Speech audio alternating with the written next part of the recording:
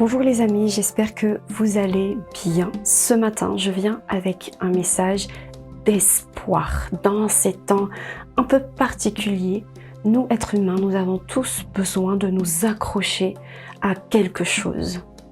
Et la première bataille que nous devons remporter, c'est celle qui est à l'intérieur de nous, dans notre âme, dans nos sentiments, dans nos pensées. Cette semaine, il y a une personne qui m'a envoyé un message.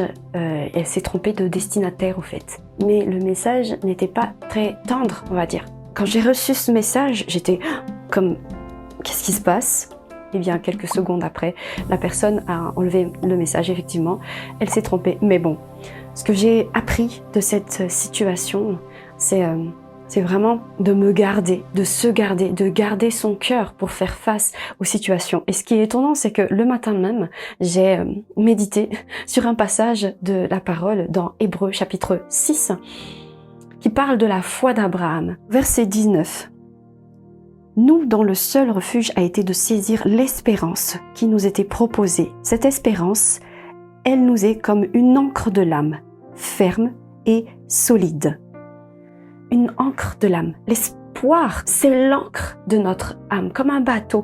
Quand on jette l'encre, le bateau ne bouge plus, malgré les coups de vent et tout ça, le bateau ne bouge plus. L'encre de notre âme, c'est cette espérance en Jésus. Le sang que Jésus a offert est parfait et l'œuvre qu'il a faite à la croix est parfaite. C'est la garantie de l'alliance parfaite que Dieu a fait avec nous.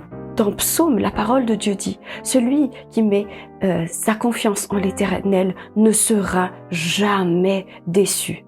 Ésaïe chapitre 26, au verset 3, « À celui qui est ferme dans ses sentiments, tu assures la paix. » Oui, la paix parfaite, parce qu'il met sa confiance en l'Éternel. Confiez-vous en l'Éternel à perpétuité, car il est le rocher des siècles. Le rocher des siècles, c'est-à-dire qu'il est la fondation parfaite. Aujourd'hui et dans ces temps particulièrement difficiles dans le monde, Covid, guerre et tout ça, je vous encourage à mettre votre espoir dans celui qui est immuable, dans l'alliance qu'il a fait avec toi, par la foi. Et pour terminer, Psaume 34, 11, les lionceaux connaissent la disette et la faim, mais ceux qui recherchent l'Éternel ne manqueront d'aucun bien. Gardons l'espoir, les amis, car celui qui nous a fait la promesse est fidèle, et il est fidèle à son alliance. Gardons notre espoir en Jésus, gardons nos yeux, nos pensées, nos sentiments rivés dans l'espoir que nous offre Jésus, encre de notre âme. À bientôt. Voilà, femme de foi, merci de nous avoir écoutés. N'hésite pas à t'abonner à nos podcasts et à les partager. Nous sommes également disponibles sur les réseaux sociaux Facebook et Instagram. Tu peux nous écrire si tu as des suggestions, si tu as des questions ou si tu as besoin de prière. Je te souhaite une excellente journée ou une bonne nuit si tu m'écoutes avant de dormir. À bientôt sur Femme de foi.